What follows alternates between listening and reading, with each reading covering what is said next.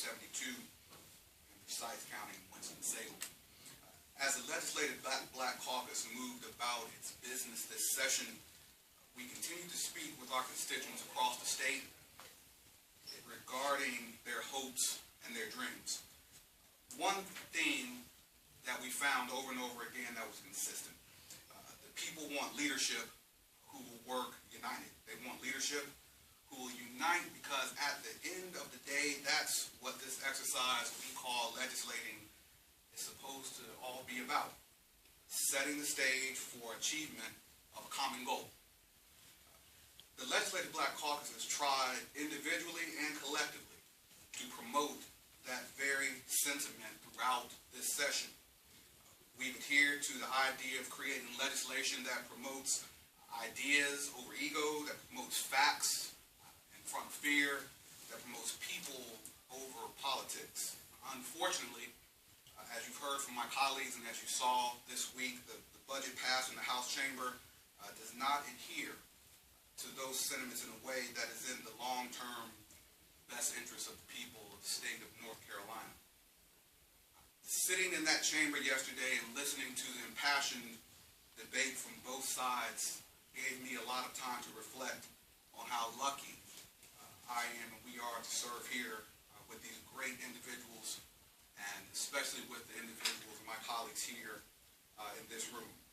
It gave me an opportunity to think about children also who are being born today to school teachers, as I was, who may never have the chance to grow up among teachers because their parents won't be able to afford to stay in the profession. That time yesterday gave me a time to reflect on children who are born to janitors and to day laborers, like both of my parents were, who may never have an opportunity, like my parents did, to lift themselves from bone-crushing poverty because of the cuts made throughout the budget that directly impact opportunity for the least among us. I remember, again, the simple prayer that my grandparents prayed, even while raising their children in a neighborhood where the stark realities of the times often overwhelmed the will and fragility of the flesh. And they still prayed a simple prayer, and that prayer was, why can't we? And I ask that again, why can't we? Why can't we pass legislation inside a budget that would open the vote to more of our citizens? Why can't we pass legislation through the budget that creates real economic incentive for our business leaders to bring jobs to our poorest areas?